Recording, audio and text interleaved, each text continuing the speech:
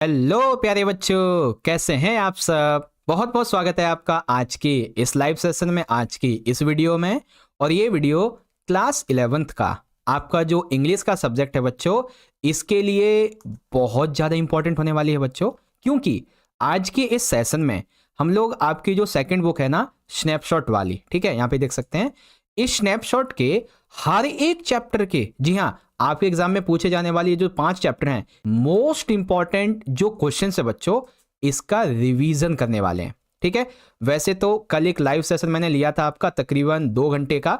उसके अंदर मैंने आपको सारे क्वेश्चन बहुत अच्छे से समझाए थे, एक एक लाइन को, एक एक वर्ड को बहुत अच्छे से। लेकिन आपकी डिमांड आ रही थी बहुत ज़्यादा कि सर जी एक बार आप वही सारे क्वेश्चन दोबारा लेके आओ और एक बार क्विक रिवीजन करवा दीजिए, ताकि हमें जो क्वेश्चन हैं वो ढंग से एक बार थोड़ा सा और क्लियर हो जाए। और इस सेशन के लाइक होने तक कोई बड़ा टारगेट नहीं, सिर्फ 200, ठीक है, ज्यादा नहीं, सिर्फ 200 इतना लाइक चाहिए। जल्दी से लाइक करो जिसने भी लाइक नहीं किया, जल्दी से जल्दी। ओके, शुरुआत करेंगे चैप्टर नंबर 1 से। पहले सिलेबस देख लो, ये आपके 5 चैप्टर हैं जिससे कि फाइनल एग्जाम में क्वेश्चन पूछा जाएगा। अब यहां पे शुरुआत करने वाले हैं चैप्टर 1 से, the summary of the beautiful white horse. ठीक है, वो जो एक व्हाइट हॉर्स होता है ना, उसके संबंध में ये चैप्टर है। आराम, मुराद, जॉन वेरो और उनकी जो सम ट्राइब है गार्गोलियन, उससे संबंधित। ओके, यस सर जी, यस सर जी, लाइक कर दिया है। स्टार्ट करिए, स्टार्ट करिए। स्टार्टेड है बच्चे, काहे टेंशन ले रहे हो। चलो, सबसे पहला क्वेश्चन, पहला चैप्टर है the summary of the beautiful white horse. Sorry, summary नहीं, समर है। The summer of the beautiful white horse, chapter number 1। पहला क्वेश्चन बच्चों, Why was it difficult for Aram to believe the sight of his cousin Murad with the beautiful white horse? मुराद के लिए ये विश्वास करना क्यों कठिन था। मुराद के लिए नहीं, वो आराम के लिए। ठीक है, कि मुराद जो है वो एक वाइट हॉर्स पे हाउस के साथ में खड़ा हुआ है। क्यों बच्चों, एक रीजन तो ये था कि वो उसकी जो एंटायर गार्गोलियन फैमिली है, ठीक है, गार्गोलियन फैमिली जो है वो इतनी अमीर तो है नहीं जो उसे खरीद सके। सेकंड, वो अपनी ऑनेस्टी के लिए जाने जाते हैं, तो उन्होंने चोरी तो किया नहीं होगा, तो आखिर फिर ये इसके पास आया कहां से। That's why it is difficult for the क्या नाम है, believe that Mourad has beautiful white horse. ये रीजन था। ठीक है, अगला question, did the boys return the horse because their conscience was hurt और बिकॉज दे वर अफ्रेड। यानी कि उन्होंने इसलिए उस घोड़े को लौटाया कि वो विवेकहीन थे या फिर वो डरे हुए थे। तो कहानी में ये दोनों ही चीजें नहीं है। ठीक है, दोनों ही चीजें नहीं है। किस लिए लौटाया था बच्चों, जब जॉन वेरो उनसे मिला और उसने आइडेंटिफाई कर लिया कि ये मेरा ही घोड़ा है, लेकिन फिर भी पता है क्या बोला कि ये घोड़ा तो मेरे घोड़े का जुड़वा लग रहा है। ठीक है, सेम एज इट इज वही लग रहा है, लेकिन ये नहीं बोला कि मेरा घोड़ा ये है ना, जॉन वेरो ने। तो यहाँ पे उसे समझ में आया कि जॉन वेरो ने उन्हें क्यों चोरी का इल्जाम नहीं लगाया उनके ऊपर, तो इसीलिए उन्होंने जो है लौटा दिया उसको। ठीक है, अपनी जो फैमिली है उसकी ऑनेस्टी को बचाए रखने के लिए भी। ठीक है, इस तरीके से। अगला क्वेश्चन आप यहाँ पे भी देख सकते हैं, ये लिखा हुआ है। फिर बच्चों छोटे छोटे पॉइंट्स हैं, की पॉइंट्स हैं, जो कि मैंने आपको कल बताए थे। ठीक है ना, तो आप चाहो तो इसे पढ़ सकते हो। छोटे छोटे की पॉइंट हैं, ज्यादा बड़े नहीं है। क्वेश्चन है, do you think the voice was right in returning the horse. आपके हिसाब से बच्चों ने सही किया घोड़े को लौटा के। तो हाँ, मेरे हिसाब से बच्चों ने बहुत अच्छा किया घोड़े को लौटा के। क्यों, क्योंकि ये उनकी जो फैमिली है उसके प्रिंसिपल्स का सवाल था, सिद्धांतों का सवाल था, जो कि फेमस थी अपनी ऑनेस्टी के लिए। जॉन वेरो उनके बैकग्राउंड को जानता था, इसीलिए उन पर चोरी का आरोप नहीं लगाया। जॉन वेरो क्यों सैड था, क्योंकि उसका घोड़ा चोरी हो गया था, अब उसे पैदल ही सारा काम करना पड़ता था। Why did John Byro not accuse Mourad, उसने पहचान लिया था ये घोड़ा उसका, लेकिन फिर भी इल्जाम क्यों नहीं लगाया चोरी का, क्योंकि वो उनके पेरेंट्स को जानता था, उनकी फैमिली बैकग्राउंड को जानता था, जो कि ऑनेस्टी ईमानदारी के लिए जानी जाती थी। That's the answer. ओके, आ गया समझ अच्छे से। सेकंड क्वेश्चन का रिवीजन आगे देखेंगे। Why did the two boys suddenly return the horse when they plan to keep for at least 6 months। दोनों ने सोचा था कम से कम 6 महीने तक वो उस घोड़े को रखेंगे, खूब सवारी करेंगे, खूब मजे लेंगे आराम से। ठीक है, लेकिन उन्होंने सडनली क्यों रिटर्न कर दिया। रिटर्न करने का एक ही कारण था कि एक्सीडेंटली जब वो जॉन वेरो से मिले, ठीक है, और उन्होंने घोड़े को देखा, कहा ये तो मेरे घोड़े जैसा ही लग रहा है लेकिन मेरा नहीं है, जबकि असलियत में वो उनका ही था। ठीक है, बस इसलिए वो डर गए इस बात से। मतलब वो डरे नहीं, उन्हें अपने फैमिली के प्रिंसिपल्स का जो है ज्ञान हुआ, या कुछ ऐसी बातें लिख सकते हैं। That's by all the boys return the horse immediately to the right honour. Okay चलो अगला question, where did Mourad been hiding the horse, तो घोड़ा कहाँ पे छुपाया था बच्चों, ये छुपाया था जो फटविजन नाम का एक फार्मर था ना, उसी के विनयार्ड में छुपाया था, बगीचे में। Why did Murad return the horse, तो घोड़े को मुराद ने क्यों लौटा दिया था बच्चों, मुराद ने घोड़े को इसलिए लौटा दिया था क्योंकि जॉन विरो ने पहचानने के बावजूद भी उन पर इल्ज़ाम नहीं लगाया, ठीक है ना, और रिकॉग्नाइज कर लिया था फिर भी नहीं किया, इसीलिए। Why Aram unwilling to return the horse so soon, Aram जो था वो क्यों उस घोड़े को लौटाने नहीं देना चाहता था, ठीक है, क्योंकि बच्चों वो एक तो घोड़े का उससे बहुत ज़्यादा शौक था, है ना, और उसने सोचा था ढंग से वो सवारी वगैरह करेगा, अब उसने सवारी भी नहीं कर पाई थी, तो ऐसे करके आपको लिखना है। ओके तो इस तरीके से आपको करना है। चलो अब है, you will probably agree that the story the summer of the beautiful white horse does not have breathless adventure and exciting action, जैसे वो है ना हमारी if we can we all be together, है ना वो वाली, we can't afraid of the die, इस तरीके से कुछ, तो उसमें क्या है कि एक्शन है, ठीक है, रोमांच है, और बहुत ज़्यादा उसमें एडवेंचर है, लेकिन यहाँ पे एडवेंचर है नहीं, तो आखिर ऐसा क्या है इसमें जो इसको बहुत ही ज़्यादा एक तरीके से, जैसे ये जो आपका चैप्टर ना इसको इंटरेस्टिंग बनाता है, तो ऐसा क्या है आखिरकार इसमें, तो बस उसे ही लिखना है। तो लिखने के लिए सिंपल सा कॉन्सेप्ट क्या है, आपको जो भी पॉइंट यहाँ पे दिए गए हैं इजीली पढ़ लीजिए। ओके फटाफट से कंप्लीट करेंगे। अब अगला चैप्टर देखेंगे, सेकंड चैप्टर है दी एड्रेस, सेकंड चैप्टर दी एड्रेस। चलो दी एड्रेस का सबसे पहला क्वेश्चन कि आपका जो चैप्टर का नाम है दी एड्रेस, ये अप्रोप्रिएट कैसे है, इसका जो टाइटल है वो सही कैसे है, सही इसलिए बच्चों क्योंकि इस चैप्टर में एक एड्रेस दिया गया है 46 मार्कोनी स्ट्रीट, जो कि ऑथर को उसकी मदर के द्वारा बताया गया था वॉर से पहले, ठीक है, युद्ध से पहले। Author still remembers it's after long time, और वो जो एड्रेस है वो उसे लॉन्ग टाइम तक याद रहा, और वो उस एड्रेस पे 2 बार गई, ठीक है, that's why the address help to author move on in life, इसलिए ये जो हमारा टाइटल है वो अप्रोप्रिएट है। आफ्टर रीडिंग द थ्योरी नहीं story the address, what opinion do you form about narrator character, तो नरेटर का जो कैरेक्टर है वो कैसा बताया गया इसमें, या फिर आप क्या समझते हैं उसके बारे में इस स्टोरी को पढ़ने के बाद। तो सबसे पहली बात, वो बहुत ही दर्द से गुजरी है, वो बहुत ज़्यादा वो सफ़र की है, ठीक है, परेशानियां झेली हैं ठीक है, उसने वॉर के टाइम पे बहुत सारी चीज़ों को लूज़ किया है, यानी कि वो खो चुकी है अपनी मम्मी को, है ना, और ब्रेवली यानी कि वो काफ़ी ज़्यादा मजबूती से इन सभी से बाहर निकली है, ठीक है, और भी बहुत सारी चीज़ें हैं, वो वॉर के बाद में अकेली रह गई है, सेल्फ रिस्पेक्टिंग की बात आ जाती है, फिर ready to move on in life, तो छोटे छोटे की पॉइंट्स हैं, ये क्या है, की पॉइंट्स हैं।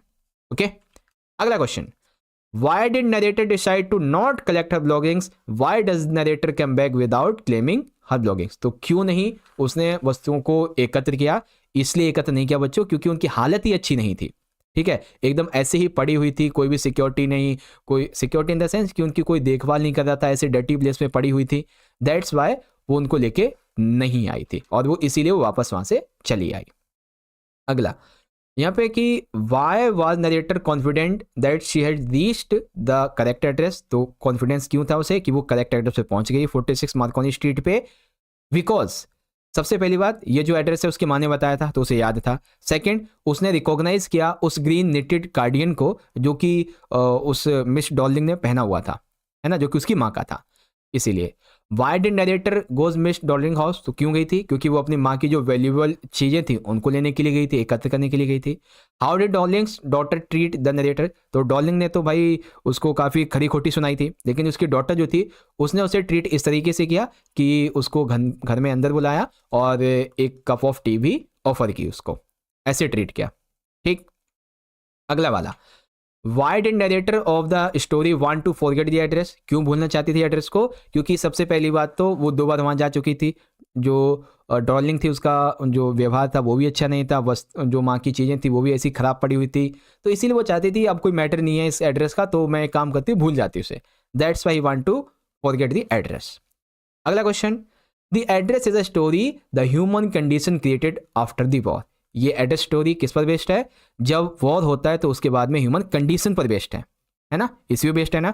फिर इसको कैसे लिखेंगे, तो बेसिकली जब एक वॉर हो जाता है तो वॉर जो है ना सिर्फ हमारे फीलिंग ऑफ लव को आहत करता है बल्कि हमारी जो सिंपैथी है उसको भी ख़त्म करता है।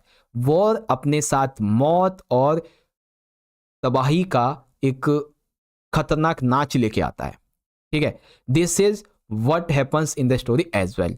जब वॉर होता है तो नरेटर की मदर अपनी जो इंपॉर्टेंट चीज़ें होती है वो डॉर्लिंग के पास छोड़ के जाती है और फिर वो चली जाती है इस दुनिया से। तो नरेटर को याद आता है वो एड्रेस, फिर वो डॉर्लिंग के घर आती है, डॉर्लिंग उससे बहुत ज़्यादा ट्रीट करती है वैसे रूडली, तो ऐसी कुछ बातें हैं, है ना। तो वो एड्रेस को भूलना चाहती है, तो इस तरीके से ये चीज़ें थी। ओके, एक है सर प्लीज 9th क्लास का सेपरेट वीडियो। काहे चिंता कर रही हो डियर, 9वीं की भी वीडियोस आएंगी, चिंता मत करो, ऑल ओवर पढ़ाएंगे आपको। ठीक है, 9वीं की वीडियोस भी आएंगी।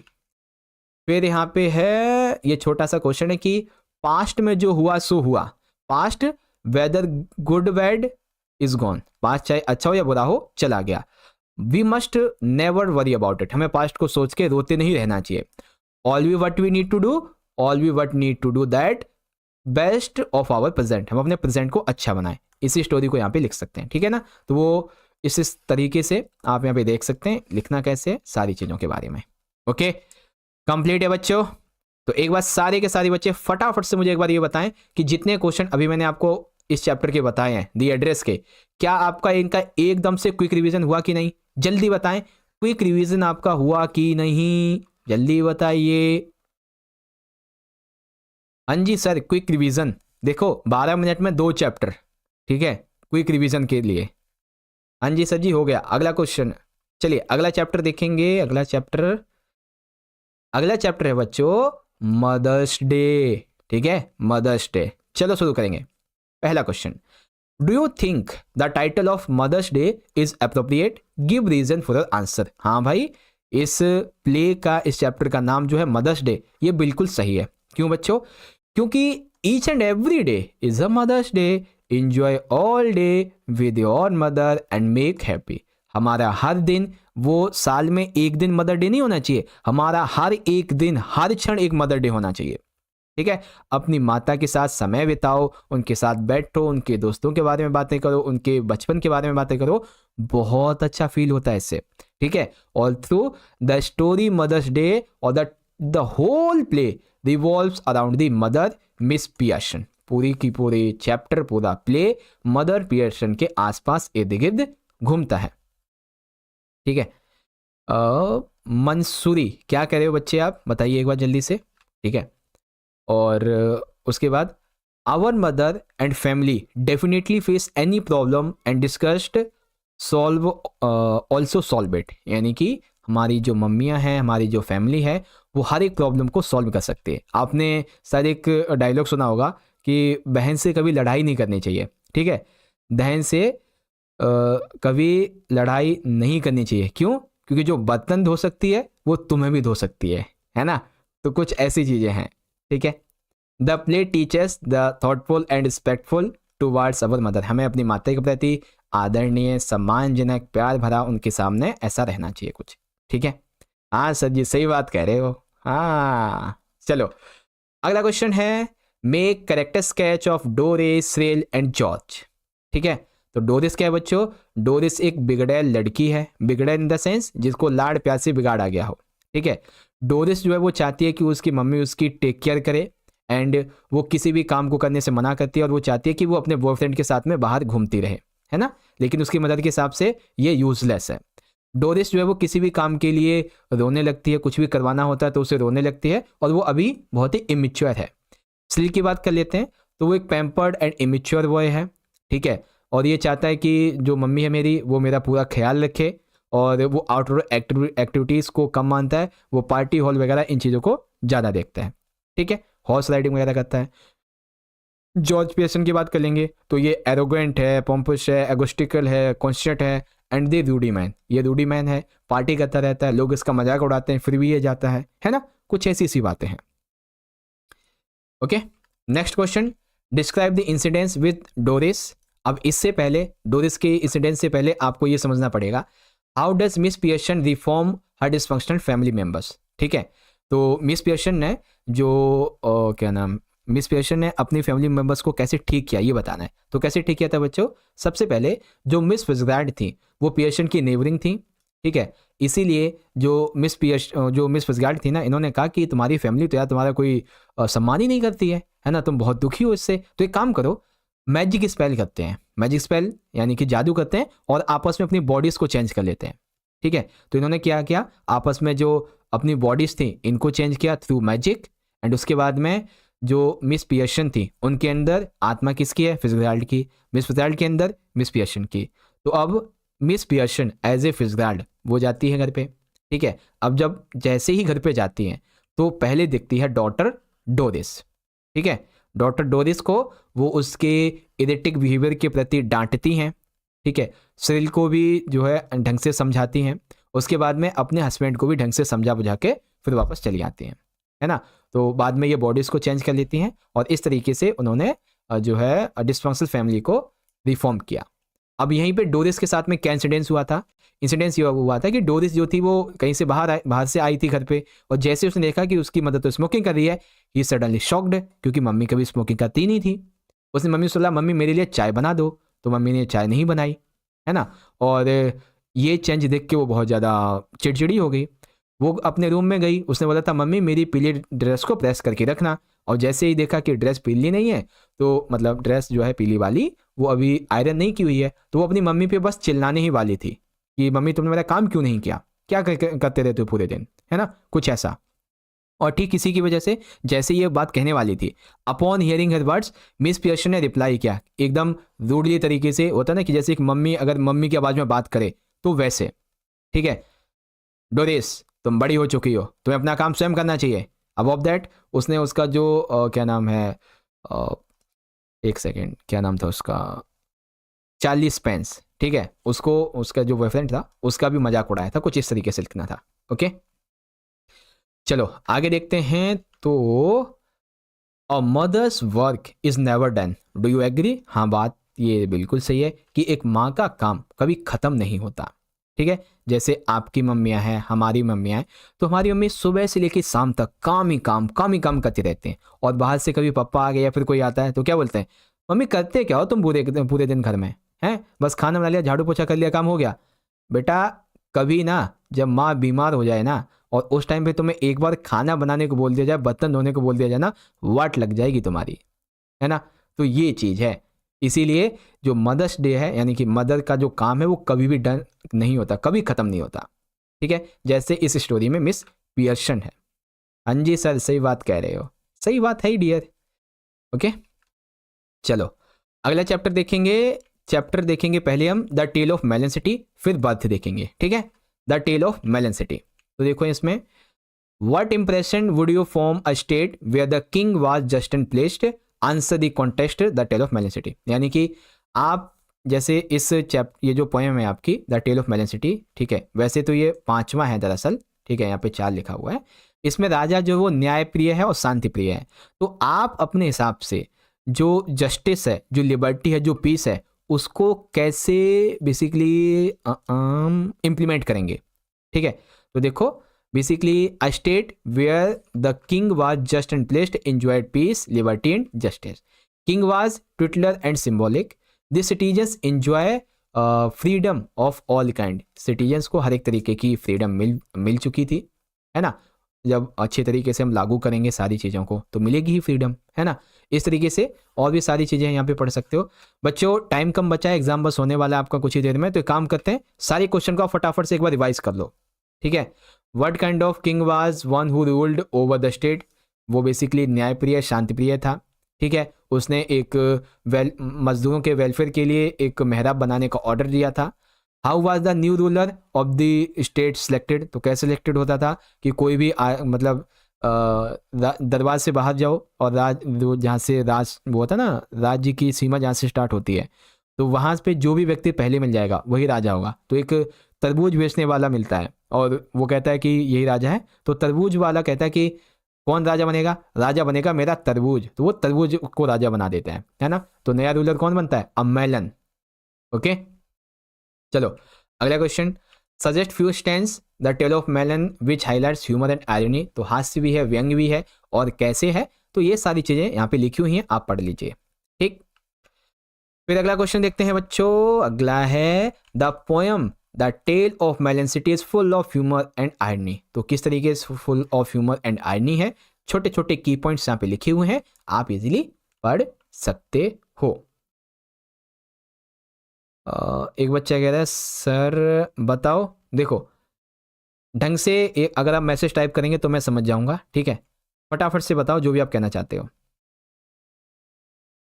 सर जी एग्ज़ाम तो 2 बजे से है, 2:30 बजे से एग्ज़ाम है, लेकिन आपको कम से कम 12 12:30 बजे फ्री भी होना तो पड़ेगा ना, नहाना धोना फिर जाना, तैयार होना, खाना, उसके बाद में फिर जाना, तो ऐसे टाइम तो लगता है ना। ठीक है, पूछिए जो भी कहना चाहता था। चलो ठीक है, एक आखिरी चैप्टर है हमारा, चैप्टर 4 है बर्थ। ठीक है, चैप्टर 4 है हमारा बर्थ। इसके इंपॉर्टेंट क्वेश्चन 1-2 देख लेते हैं, फिर हम लोग आगे बढ़ेंगे। ओके, तो देखिए, देखो क्या कहा गया है, justify the title of the story birth. तो जो आपका चैप्टर है, टाइटल है बर्थ, इसको आपको जस्टिफाई करना है। तो देखो बच्चों, the story deals with the birth of child. इस पूरी कहानी में जो चाइल्ड है उसकी बर्थ को दिखाया गया है। ठीक है, उसकी बर्थ को यहाँ पे समझाया गया है दरअसल। इसमें इस चैप्टर में सुजैन एंड जो मॉर्गन तकरीबन 20 साल इनकी शादी को हो चुके थे, अब इनको पहला बेबी होने वाला था। Doctor Andrew as a new practice doctor as a under to assistant which Edward Page, और ये आता है इनकी डिलीवरी के लिए, और क्या क्या प्रॉब्लम्स का सामना करना पड़ता है, कैसे आगे बढ़ता है, स्टिल बॉर्न बेबी को भी लाइफ लेके आता है उसके अंदर, कैसे लाता है। That's why just the title has been justified. Okay, अगला हु वाज जो मॉर्गन। तो जो मॉर्गन एक ड्रिलर था बेलिनिली में, ठीक है, अ माइनिंग टाउन। और डॉक्टर ये एंड्रयू के लिए क्यों वेट कर रहे थे, क्योंकि 20 ईयर्स के बाद में अब उनको पहला बेबी होने वाला था, and he want to help Susan delivery by the doctor. ठीक है, एंड्रयू। उसके बाद Andrew's visit to Morgan's gave him pleasure and satisfaction that he had not achieved earlier justify. तो एक तो उसकी जो क्या नाम है इसका, एक सेकंड, मॉर्गन की जो माँ थी, मॉर्गन्स की जो माँ थी वो भी बीमार पड़ी हुई थी, है ना। ये क्या है, ओके ठीक है, चलो मेनली बेसिकली यहाँ पे क्या कहा गया कि जो मॉर्गन था ना, ठीक है, उसको खुशी और सेटिस्फैक्शन देने के लिए एंड्रयू गया था, जो कि उससे पहले कभी नहीं मिले। तो एक तो रीज़न ये था भाई कि उसका पहला बेबी होने वाला था आफ्टर द 20 ईयर्स। सेकंड एक रीज़न ये था कि जब बेबी हुआ तो स्टिल बॉर्न था, तो बेबी को भी बचाया उसने, है ना, और जो अनकॉन्शियस मॉम मदर थी उसको भी बचाया बेसिकली। ठीक है, और उसकी जो मदर थी, किसकी, इसकी मॉर्गन की मदर, ठीक है, सुजैन नहीं, मदर मॉर्गन की, तो वो भी काफ़ी ज़्यादा हिलडुल नहीं पा रही थी, उसको भी दिक्कत थी, तो उसको भी इसने थोड़ी दवाई वगैरह दी थी, है ना। बच्चे को कैसे स्टिल बॉर्न किया, तो ये सारी चीज़ें इसमें हैं जो ऐसे करनी थी आपको। ठीक, अगला वाला, describe the efforts that Andrew made in order to bring the stillborn baby. तो स्टिल बॉर्न बेबी जो था उसके अंदर जान कैसे भरी उसने। तो देखो, सबसे पहले जब उसकी डिलीवरी होती है वो हाथ में लेता है तो उसे पता चलता है कि एक बीमारी, ठीक है, एक कारण एक्जिस्पिया, जो कि ये होता है कि शरीर में ना तो ऑक्सीजन आती है ना CO2 बाहर निकलती है, ना O2 लेते हैं ना CO2 बाहर लेते हैं, छोड़ते हैं। तो इसकी वजह से वो सांस नहीं ले पा रहा था, एक तरीके से बेहोश था, ऐसा लग रहा था मरा हुआ बच्चा है। ठीक है, तो इसने बहुत सारे तरीके अपनाए, स्पेशल ब्रीथिंग मेथड अपनाया। पहले तो जो है क्या नाम है, हॉट एंड कोल्ड वाटर के 2 बेसिस लिए, कभी हॉट में रखता, कभी कोल्ड में, कभी हॉट में, कभी कोल्ड में, और ये ऐसा हाफ एन आवर तक उसने किया। ठीक है, और फिर क्या बोलते हैं, फिर भी उससे कोई नहीं दिखा इसका रिजल्ट, दैट्स वाई ये disappoint, and then last he wanted to one more last attempt. इस अटेम्प्ट में उसने क्या किया था, बेबी को एक रफ टावल से रगड़ा, उसकी छाती को थोड़ा प्रेशराइज किया और एकदम से उसको रिलीज किया। Then that's time the miracle happen, and इस तरीके से आपको ये लिखना था। बस हो गया ये क्वेश्चन। ओके, चलो अब अगला क्वेश्चन है कि what made Andrew exclaim I have done something. Oh God, हे भगवान, मैंने आज कुछ करके दिखाया। तो ऐसा क्यों बताया उसने, ऐसा क्यों कहा, ऐसा उसने इसलिए कहा था क्योंकि स्टिल बॉर्न बेबी में भी लाइफ ला दी उसने, ठीक है। और जो वो थी ना, क्या बोलते हैं, मॉर्गन, जो मॉर्गन की वाइफ सुजैन, उसको जो बेहोश हो गई थी उसको भी कॉन्शियस किया इसने, है ना, बाय द इंजेक्टिंग सम, कुछ उसने कुछ इंजेक्शन वगैरह लगाया था उसके माध्यम से। ओके, इस तरह से लिखना था। अगला, what does story highlights about the essence of true happiness and fulfillment through Dr. Andrew experience, discuss with the reference of the story birth। तो यहाँ पे देख सकते हैं सारी चीजें लिखी हुई हैं बच्चों, इजीली आप पढ़ लीजिए। ओके, नो डाउट आप समझ में आ गया होगा। चलो आगे देखेंगे, what impression do you form of Andrew mention on the basis of the story birth। तो क्या सोचते हैं बच्चों इसके बारे में आप, ये बताइए, ठीक है, इस चैप्टर के माध्यम से। तो चलो बताते हैं इसको भी, सारी चीजें लिखी हुई हैं देख लेना। बस एक छोटा सा क्वेश्चन हो रही है कि what is your impression about doctor Andrew as a doctor and as a human being. तो एक डॉक्टर होने के नाते और एक ह्यूमन बीइंग होने के नाते उसके बारे में आप क्या सोचते हैं, क्या इंप्रेशन आपके ऊपर पड़ा उसका, वो बताइए। ठीक है, तो इजीली पढ़ सकते हो बच्चों। फाइनली हमारा आज का सेशन यहाँ पे कंप्लीट हो गया। जितने भी हमारे क्वेश्चन थे हर एक चैप्टर के, वो मैंने आपको यहाँ पे बता दिए हैं, और मेरे हिसाब से आपको अच्छे से सारी चीजें समझ में भी आ गई होंगी। अगर समझ में आ गई बच्चों तो फटाफट से एक बार मुझे बताएंगे लिख के, यस सर जी। ठीक है, समझ में आ गई है तो लिखेंगे यस सर, ताकि मुझे पता चल जाएगा। ठीक है, देखते हैं कितने बच्चों को पूरा कॉन्सेप्ट का जो क्विक रिवीजन है वो अच्छे से समझ में आ गया है। ठीक है, कितने बच्चों को अच्छे से समझ में आ गया है, जल्दी से बताएंगे। ओके, यस सर जी, क्या बात है, मोस्ट ऑफ द बच्चों को ढंग से समझ आ गया, वेरी गुड, क्विक रिवीजन हो गया। चलो बच्चों, आप सभी को आपके फाइनल एग्जाम के लिए मेरी तरफ से ऑल द बेस्ट बच्चों। अच्छे से एग्जाम करना, बहुत बढ़िया से भी बढ़िया तैयारी हमने की है। ठीक है, बढ़िया से भी बढ़िया हमने तैयारी की है। सर आंसर तो बताओगे ना पेपर के बाद में? हाँ, आंसर की जरूर बताएंगे, चिंता मत करो। ठीक है, और एक चीज बच्चों आपसे कहना चाहूंगा कि आप में से जो भी बच्चा, ठीक है, ये जिम्मेदारी मैं किसी एक बच्चे को देना चाहूंगा, जो भी बच्चा मुझे मेरी इंस्टा आईडी पे अपने एग्जाम जो भी अभी होगा उसका क्वेश्चन पेपर देना चाहे, ठीक है, क्वेश्चन पेपर की इमेजेस अच्छे से क्लिक करके भेज सके, वो मुझे अभी के अभी इंस्टा पे मैसेज करो, ये मेरी आईडी है। ठीक है, आईडी पे मैसेज करो, और कैसे मैसेज करना है, आपको लिखना है SQP नहीं, आपको लिखना है क्वेश्चन पेपर, ठीक है, इमेज। आपको कैसे लिखना है, क्वेश्चन पेपर इमेज, तो मैं समझ जाऊंगा कि हाँ आप मुझे भेज सकते हैं। ठीक है, तो जल्दी से भेजो, फिर मैं रिप्लाई में अगर आपको यस दे दूँ ना, यस बोल दूँ, यस यू कैन, तो आप मुझे भेजना। ठीक है, क्योंकि मैसेज बहुत सारे आएंगे तो मैं 2-4 बच्चों को चुनूंगा जो मुझे भेजेंगे। ठीक है, तो जो बच्चे अभी सेशन में ज्वाइन है वो इसको जरूर फॉलो करें, इंस्टा पे जाओ, आईडी को फॉलो करो और बोलो क्वेश्चन पेपर इस तरीके से, फिर मैं बोल लूँगा यस, तो भेजना है आपको आने के बाद में अपने एग्जाम से, अदरवाइज आप रहने देना। ठीक है, ओके, चलो अब मिलेंगे बच्चों आपसे अगली वीडियो में।